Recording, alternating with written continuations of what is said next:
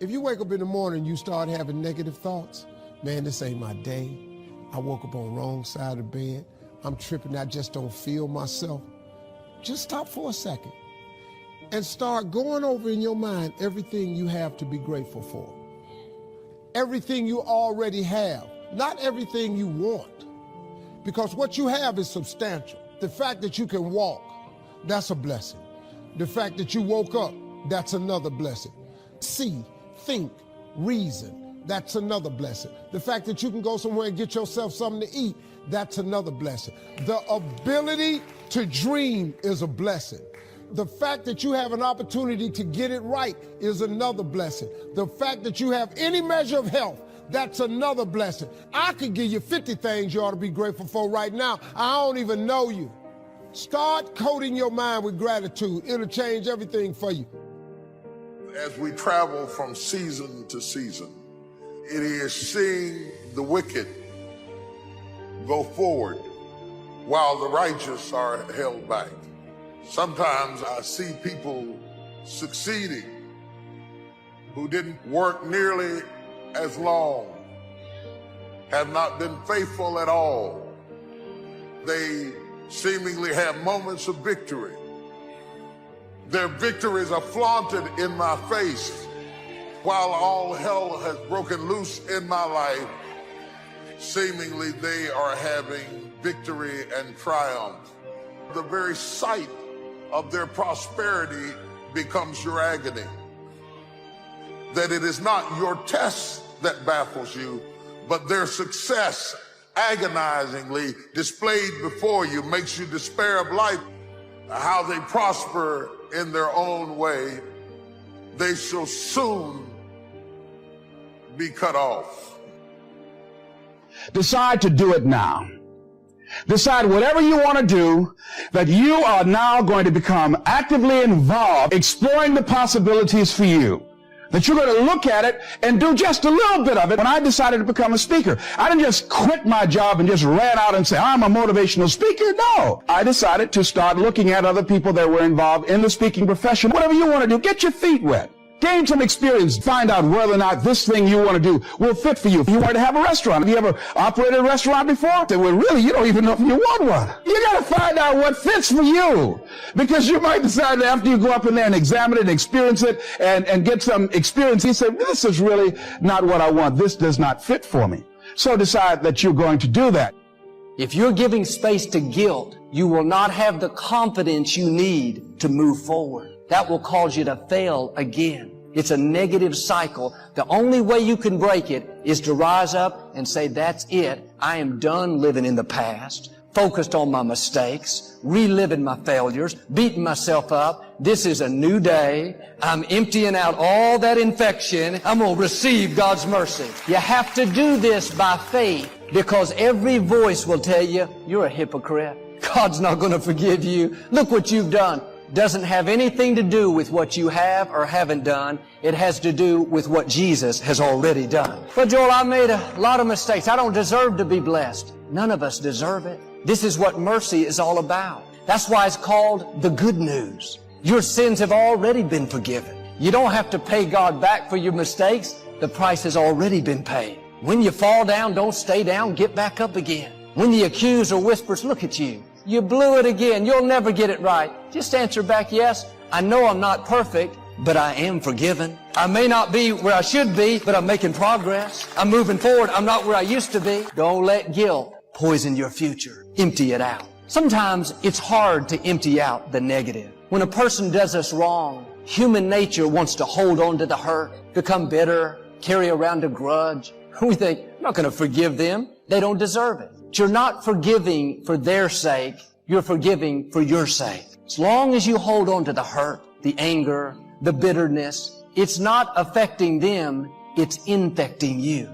Unforgiveness is like a poisonous toxin. It may feel good to hold on to it, but it will contaminate your life. And a lot of times the reason we don't forgive is because what the other person does was wrong. They were clearly at fault. But when you forgive, you're not excusing their behavior. You're not lessening the offense. You're simply getting the poison out of you. You have to forgive so you can be free. Quit looking at it like you're doing them a favor. You're doing yourself a favor. See, it takes a lot of emotional energy to hold a grudge, to live with unforgiveness. You wake up, it's always on your mind, thinking about how they did you wrong. You may not realize you are spending emotional energy that you need for your dreams, for your goals, for your children. You won't become all you were created to be if you are wasting emotional energy on things that don't matter. That unforgiveness is an impurity. Yes, what they did was wrong, but you have to let it pass. You have to release it. When you do, you'll not only feel a new freedom, not only have more energy, but God will be your vindicator. He will make your wrongs right. You don't have to pay people back. You're not the judge. God is. Leave it up to Him, and He'll vindicate you better than you could vindicate yourself. This is what a lady did named Mary Johnson. She was a single mother of one son. When he was 20 years old, he was out late one night at a party. This young man came up that he had never met. His name was Osteen. He was 16 years old and had been drinking. There was an altercation. In the heat of the moment, Osteen pulled out a gun and shot Mary's only son. He was instantly killed. Mary was so filled with anger and hatred, she told the judge that 16-year-old boy was an animal and he needed to be caged. When he was only charged with second-degree murder, Mary was even more angry. She became a recluse, stayed in her house, wouldn't look at her son's picture. 10 years passed. She knew it was time to forgive. She could hear the still small voice telling her to let it go. She contacted the prison to see if she could visit Osteen. They said yes, but Osteen said no. He wouldn't do it. She kept asking and asking. Finally, he agreed. She showed up at the prison. When she saw Osteen, he came around and gave her a big hug and held onto her. They wept and wept. Mary said, as I was embracing Osteen, I could feel hatred and bitterness rising up out of me and leaving my body. It was so strong that she fell over. Osteen had to hold her up. That day, Mary not only emptied out the unforgiveness, but she found a new son. 7 years later, Osteen was released on parole, didn't have any place to live. Mary said, you can live next door to me. She calls him her spiritual son. Mary started an organization called From Death to Life to help mothers who have lost children to violence. Now she and Moshe go out and speak at conferences and schools about unforgiveness and overcoming loss. Mary said what really helped her decide to forgive was a poem she heard about two mothers in heaven that had just become friends. One mother asked the other, who is your son? She said, my son is Jesus. I'm Mary. Mary asked, who is your son? She said, my son is Judas. When Mary Johnson heard how in this poem, Mary, the mother of Christ, had befriended the mother of Judas, she knew she had to reach out to that other family. Now she helps other mothers do the same thing. Out of your pain can come your purpose. I saw a lady on television recently. Several years earlier, her son had been killed in an accident. They asked her how she was doing, and she made the statement, you never really get over it, but you can get past it. She was saying, yes, it's difficult. Yes, there was a season of mourning, but you don't have to stay in mourning. You don't have to live bitter. You don't have to get stuck in grief, in depression. You can move forward. When you go through a loss, things happen you don't understand. It's easy to think, I just need to get over this. But sometimes that's too strong. It can put more pressure on us. We think, why do I feel this way? I must be doing something wrong. Take the pressure off. You don't have to get over it. Just get past it. Just keep moving forward, taking it one day at a time. God said He will never give you something that you cannot handle. You may not understand why it happened, but the Scripture says God will give us a peace that passes understanding. You're not going to figure everything out. If you'll let go of the questions of life, you will have a peace that goes beyond what you can understand. Toward the end of Jesus' life, He'd been betrayed by a disciple, mocked by the soldiers, falsely accused. Now He was hanging on the cross, wearing a crown of thorns, about to breathe His last breath. He did something significant. He could have just died and went on to heaven. That was it. But He said, Father, before I go, I need to take care of one last thing. Forgive them, for they know not what they do. They didn't ask for forgiveness. They didn't deserve it. Jesus was saying, in effect, I'm not going to leave this earth with anything negative in me. He was showing us by example how we should release the toxins. I read where Leonardo da Vinci was painting a portrait of Christ. He let some small children in the room to watch him paint. One of them accidentally knocked over the easel. He became very upset and ushered them out of the room. He sat back down to finish, but he said he could not paint the face of Christ with anger in his heart. That's what happens when we hold on to the negative. It stifles our creativity. We don't do our best work. It's because there's infection that's slowing us down. Are you allowing negative things in your container? To reach the fullness of your destiny, you need to operate at your maximum potential. If you have a little bitterness, a little guilt, a little jealousy, a little worry, if you add up all the space the little is taking, you're only operating at a fraction of what you could. I'm asking you to empty all that out. God is ready to fill your life with good things. He wants to keep you young and strong. Do your part and make room for Him. Every morning, empty out the guilt, empty out the worry, empty out the discouragement. And when the impurities come, when the infection comes, don't let it stay. Let it pass on through. Keep your heart pure. If you do this, I believe and declare you're going to step up to a new level.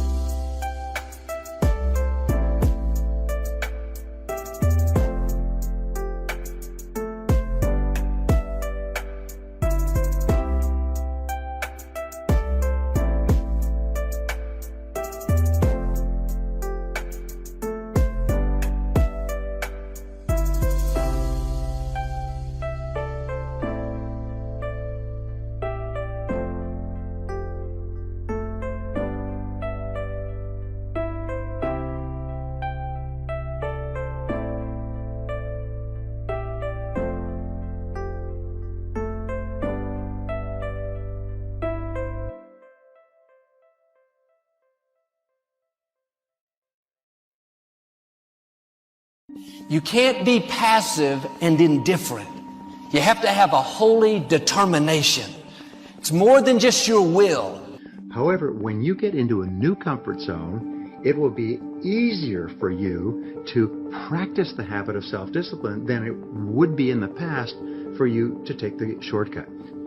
Sometimes the obstacles in front of you seem like they're too big and it's easier just to lay down. But you know what I remembered? I remember when my dad used to look at me when a kid and said, listen, Nathan, life is never going to give you anything, but if you make it and if you build it, nobody can take it from you. What we're doing and we enjoy. What we're doing and passion energizes. That's a person with passion, Osteen. I realize that I believe God spoke the word about being even more careful than ever about complaining. I don't consider myself to be a big complainer. Now I used to be that God just kept chipping away at it and chipping away at it and chipping away at it, and every time I started to get maybe a little bit loose and murmuring a little bit more. It's a fire on the inside, a knowing that it's supposed to be yours. When everything says it's not going to happen, instead of getting discouraged, you kick in to a new gear. Normal people would give up. Normal people would settle, but you're not normal. You want it on another level. Many of the difficulties we face, the delays, the times it's not fair, that's simply a test. God is seeing how bad do you want it. This is what weeds people out. If you're overcome by problems, you let circumstances push you down, people talk you out of it, you're not going to have the strength or the courage to sustain where God is taking you. Goethe, the German philosopher, once said that everything is hard before it's easy. Everything is hard before it's easy. So developing the habit of self-discipline is hard. And be patient with yourself, because you slip back all the time. All your life, you'll be slipping back. All your life, you have to fight this battle. You never get it to the point where it's locked in forever. Every morning you get up and that alarm goes off and you say, do I sleep a little longer or do I get up? You know, every time you look at a list of things to do, you say, do I start with the most important thing? As they say, do the worst first. Or do I do something that's fun and talk to a friend or make a phone call? You've got to fight this battle every single day. But every time you fight and win, you feel better about yourself. You have to be like David. Don't have a weak mentality, have a warrior mentality. You have to be more determined than the opposition. If you give up every time things don't go your way, you didn't want it bad enough. You have to dig your heels in and say, I am in this for the long haul. I know what God has spoken to me. I will get well. I will accomplish my dream. I will meet the right person. You're not moved by what's not working out, by how long it's taking, or by who's not for you. You know who is for you. And we can choose to surrender, or we can choose to take a stand and fight. And there are a lot of people who fight who are still here. There are people who fight and who go. But at least they go out fighting. They didn't just surrender. They didn't just throw in the towel on themselves. And I'm saying that there is something in us.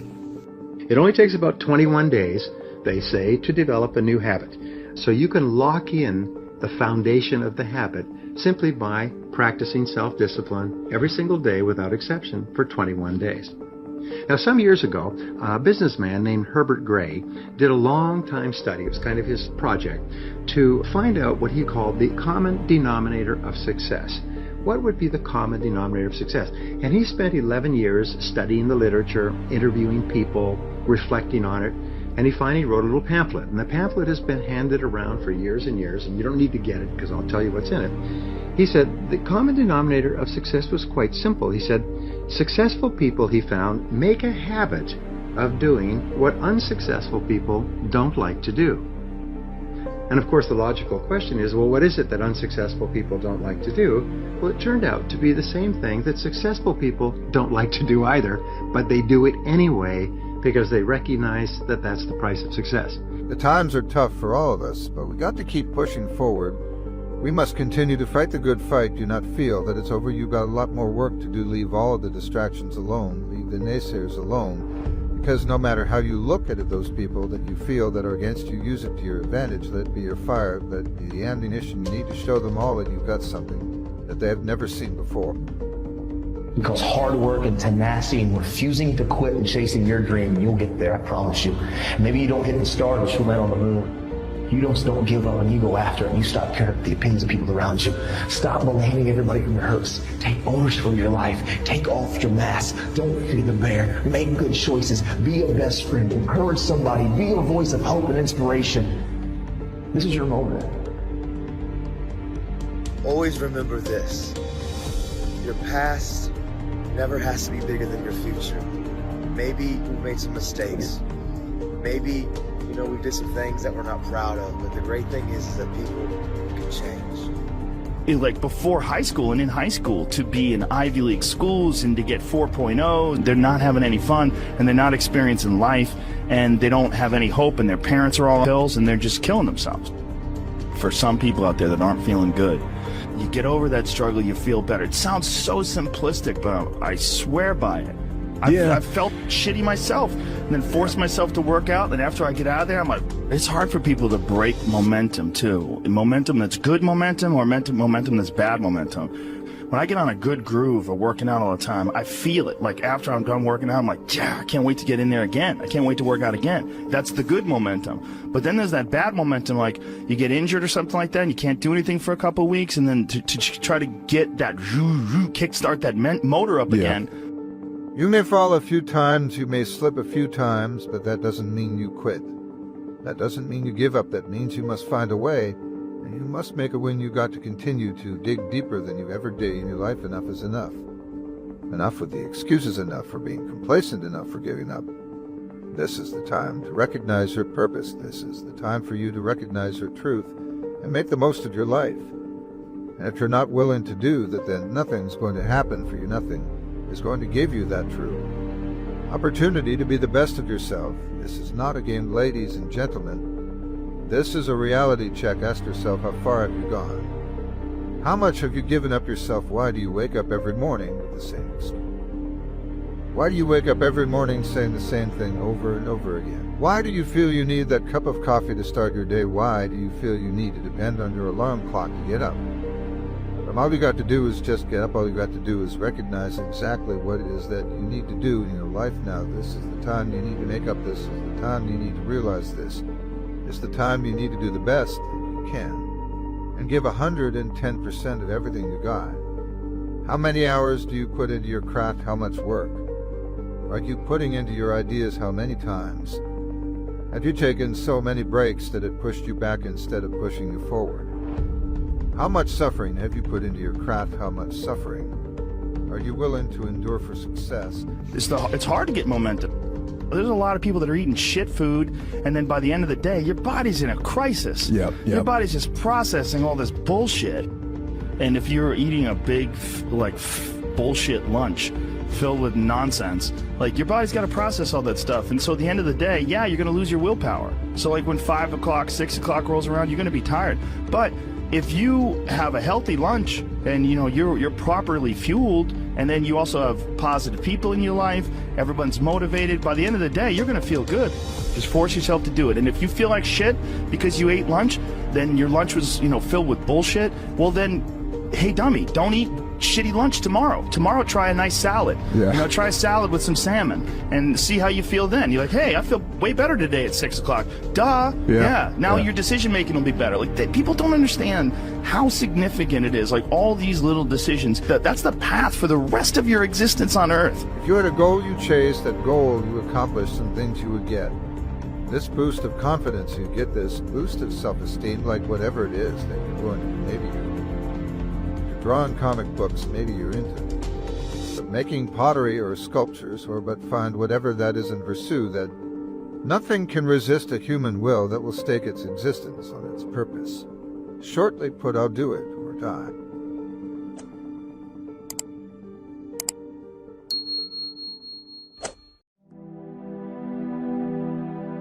We are what we repeatedly do. Excellence, therefore, is not an act, but a habit. Meaning excellence isn't some one-time thing I do. I'm either a person of excellence or I'm not. Excellence is a habit. It's what's coming out of me without even me thinking about it. What do you do when you don't know what to do? You do your habits. Happy habits are as addicting as bad habits, but they're a whole lot more rewarding. There aren't the negatives that are given to bad habits. Now, bad habits take some time to develop. You don't develop them overnight. And the same thing with good habits. You don't develop them overnight. But happiness and the habits of happiness can be developed so that they become habitual in your life. In your life, you create the atmosphere. Have you ever noticed that emotions create atmospheres? If somebody's sad, you walk into the room and you feel that sadness. If somebody, for example, is angry, if they're upset about something, without a word being said, they project from their spirit into the atmosphere of a room a negative feeling just from the anger that they possess. When you understand that, you have to ask the question, what is the atmosphere of your life? You see, a crisis, before it creates habits, it exposes habits. Difficult times, before it defines something that you're doing, it just exposes who you already are. And the problem with difficult times is difficult times make bad habits worse. So they just get worse. It's amazing right now because so many of us, bad habits are coming out of us. I see so many bad habits in this crisis. I see myself at times being tempted to fall into bad habits. Bad habit. This is the bad habit you see right now in the world right now. Approval seekers. Listen to me. If you live for people's approval, you will die by their rejection. And see, this is so critical because some of us don't like what we're getting in our life. And we don't like the way our relationships flow. We don't like the way our bodies look, and we don't like the way our bodies feel. And we don't like the way that we go running around from this thing to that thing, and we don't like the way that our lives are constantly feeling empty. That's the product. So if you don't like that product, you can hate the product all you want. But the problem is not the product. The problem is the pattern. I'm coming after your excuses. Because so often, we want to blame the tree for the fruit that's not there. We want to blame circumstances for the way things are. We want to blame genetics for the reason we're kind of fat. We got all these problems. All these problems. But folks, might I suggest that the problem isn't what they did to you, what they said to you, what they didn't do for you. The problem is the pattern of your response. It's the pattern. Let's change the pattern. What kind of people do you have around you? That's what creates the atmosphere of your life. Are they negative or are they positive? Are they faith-filled or are they fear-filled? Because the people around you create the atmosphere of your life. Don't look for happiness. Create it. Happiness is not something you look for. Happiness is something you create, and it's your choice. You're as happy as you choose to be. Happiness is not a goal. Happiness is not a goal. It's actually the result of right thinking, right living, right acting. It's the byproduct. If you make happiness the goal of your life, you're going to live a very self-centered life. And that's going to end up making you miserable. Making happiness the goal of your life will guarantee that you're never going to be happy. Happiness is never the goal. It is always the result. It's always the byproduct of something else. Sometimes, because the battle is taking longer than we thought, we become weary. When the difficulty is lasting longer than expected, we're working hard but not seeing increase, weariness will come. If the enemy can't take you out all at once, his next strategy is to try to wear you down. Many people are suffering from battle fatigue. They've been standing a long time, trying to break the addiction, believing for the promotion, but it hasn't happened yet. They never dreamed they'd still be single, still be dealing with the illness, still be trying to get the loan. Now they're tired. Don't get weary in well-doing. That means you're doing the right thing, but not seeing right results. Does it seem like it's making a difference? Let me encourage you, your time is coming.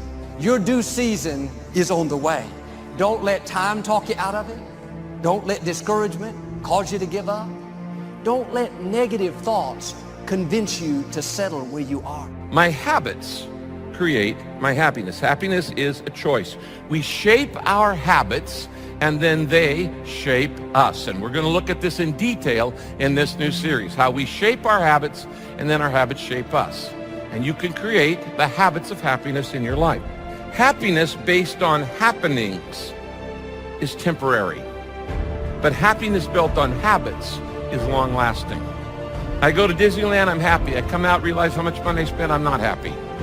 I have the happiness of going to see a movie, everybody's telling me it's great, it's not so great, I come out not happy, disappointed. Anything where you base your happiness on a happening, on a circumstance, on an occasion, as soon as the occasion's over, you lose your happiness. So you don't want that. Happiness based on happenings is short-term, it's temporary. Happiness based on habits is long-term. The key to enduring is found in what you do daily. So I suppose the simple question today is, what are you doing daily? Because whatever you do daily determines who you become permanently.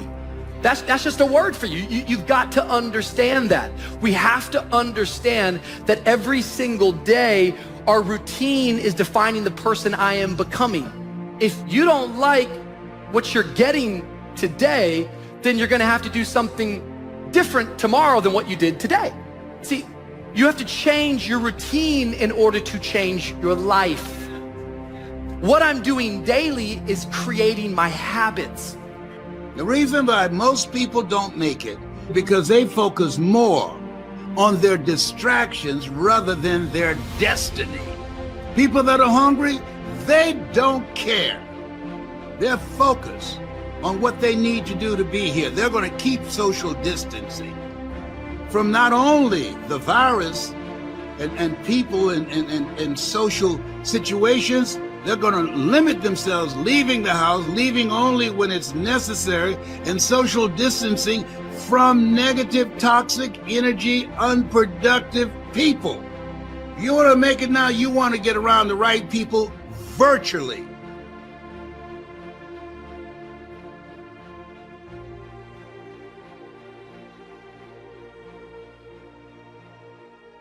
You were not born to be defeated. You were not born to be depressed and discouraged permanently. You were not born to be destroyed by the things that come against your life, whether it's abuse, whether it's addiction. I'm not denying that temporarily things will seem to triumph and trample you. But I'm telling you that that is not your destiny and that is not your future, because you were born to win. Our words are setting the direction for our lives.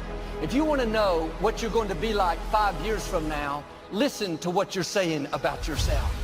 Well, I'll never get well. I'll never meet the right person. You are prophesying your future. You can't speak defeat and have victory. You can't speak lack and struggle and have abundance.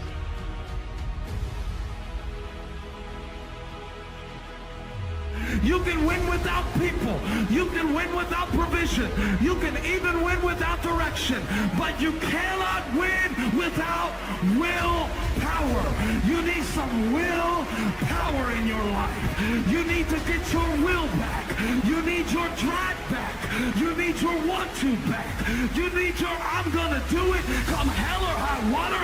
I can't be stopped because my purpose is serious. Get your will back. Everybody shout, I will cross over. I will get over that memory. I will see a victory. I will be significant. I will. You will eat the fruit of your words. Pay attention to what you're saying about yourself, your family, your finances, your health. You're going to become what you're continually saying. That's why it's so important to get in a habit of speaking victory over your life. There's always more inside of you than you know. You're stronger than you think that you are. And the struggle of today is producing the strength I need tomorrow. If we want to grow stronger, we have to get comfortable with exposing our weakness. Because the reality of it is the only way that I can get strong is when I get comfortable in confronting my weakness, exposing my weakness, getting vulnerable with my weakness. Going into that workout that day, I was embarrassed, I was afraid, I was concerned. I didn't think I could do it, but I actually had to come in and face the weakness inside of me that I might encounter the strength that I have yet to discover. See, strength doesn't come from what you can do. It comes from overcoming the things you thought that you couldn't do. You were born to win. And in the end, even though momentarily it will look like the dream is finished, your life is not going to be anything worth celebrating. It'll look like a troop has trampled you, we would say, in the ground. But in the end, you'll triumph. In the end, you'll win. I'm still scared, but it doesn't have to stop me. So what I'm saying is, not that I won't feel fear, not that I won't have questions, but I won't stop. I won't stop. I won't stop. That's what I won't do. I won't stop. I won't back down. I will not give in. I will not surrender. I will not give away my joy. I will not give away my peace. It's too expensive. You can't have it. It's too valuable. It's the only treasure I've got. Let everything you say be good and helpful so that your words will be an encouragement to those that hear them. One person that hears your words is you. They go out of your mouth and back into your own ears. If you hear them long enough, they'll take root in your spirit. You believe what you say about yourself more than what anyone else says. And there's nothing more powerful than you speaking victory over your own life. Yes, you're going to face a lot of setbacks and a lot of hits, and I'm just telling you the truth. But let me let you know that it's not going to end with a troop trampling you down to the ground. There will be, at times, a severe struggle. But in the end, you will win. In the end, you will get back up. You were born to overcome. You were born to win. It may not happen overnight, but you have to keep speaking victory. Keep calling yourself healthy. Keep declaring those dreams are coming to pass. Although a ship is large and driven by strong winds, it is steered by a small rudder wherever the pilot wants it to go. It's the same way with the tongue. Even though it's a small part of the body, it's steering your life. What you're saying is determining which direction you go. The good news is you have control over the rudder. You control your tongue. Are you sending your words out in the direction you want your life to go? I think we all like to win. I'm not sure we all like the preparation that it takes to be a winner. John Wooden, my mentor, who was the incredible coach for the UCLA Bruins when they won 10 national championships, Sports Illustrated said he was the greatest coach of the last century. I asked him one day, I said, Coach, what do you miss most about coaching? He said, the practices. Isn't it interesting? I said, not the games? He said, no.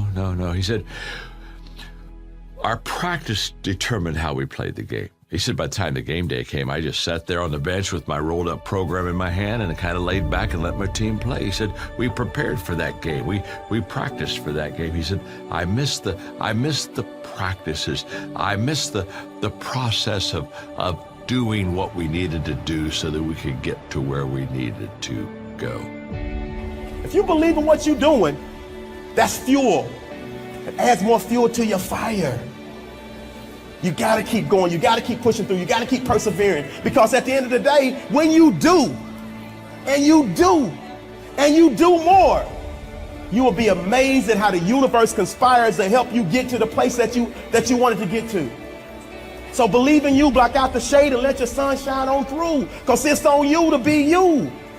Some of y'all are way too old to be acting brand new. And I thought to myself, oh my gosh, what an incredible formula for for winning. What an incredible formula for success. Anybody can be good once in a while. You got to really practice if you want to win all the time. John Wooden knew that practice was the key to winning. And that's the mindset that each and every one of you have to have when you're trying to do something. I don't care if it's friends, family, I don't care what it is, business, on your job. You have to believe you can get the promotion. You have to believe you can get the right soulmate. You have to believe that your job can go to another level. Your business can go to another level. Because you think you can't, but I'm telling you to your face, yes, you can too. You got the power to make them doubters and haters out now believe in you. Tell me one thing in your life that is great that came as a result of being comfortable. Because everywhere I look and everywhere I see in today's society, everybody's doing everything they can to be more comfortable. They're looking for the more convenience. They're looking for the quicker. They're looking for the faster. See, there's opportunity in that for those of you that want to get better. Because I'm going to tell you right now, all the reasons that these successful people that you look up to, that you aspire to be like, are the way they are, have all come from a place of being uncomfortable. We do not retreat. We do not give up. We do not surrender. And the reason why most of you are not successful is because every single time stuff not going your way, you give up, you quit, you let go, and people feel weakness. They feel it. You can feel when somebody's not committed. Understand that when you're trying to avoid the pain, when you're trying to avoid the struggle, when you're trying to avoid the hard things, you are actively choosing to be average. You are actively choosing to be mediocre. And you are actively choosing to move further away from what you want in life. When they're not all in, when they're not dedicated, and there's another level you get to when you go all in. Look at your belief system every single day and stick with it. Don't rush the process, trust the process. Don't rush the process, trust the process. You guys have got to believe in yourself. Headstrong, mentally tough. It's the only way through the bullshit here in life. Winners, the difference between them and the spectators is the winners have a belief that overrides the crowd's disbelief every single time. There's no excuse for not being the hardest worker. Yeah, someone might be bigger, stronger, faster, quicker, younger, whatever else, but there is no excuse to not be the hardest fucking worker there. Because that hardship and that pain and that struggle, they give you the skills that will forge you into a motherfucking champion. No longer are we going to accept rhymes and society's rhyme the reason that we are average. Average is a weak mentality. We must believe it so much so that we're arrogant about it. We must be soft for excellence. The easy route never pays well. The only route in life that pays well is the hard route. You're working out, you want to die. Feel the death happening in you. Feel the pain happening in your legs as you rep out one more squat. Because it'll be all the more pleasurable when you reach the inevitable other end of the spectrum where you're laying in your hammock, sipping on a protein shake. Boy, I really went hard. I really went hard on that set. I really went hard in school. I really went hard in my career. I really went hard in life. Go hard!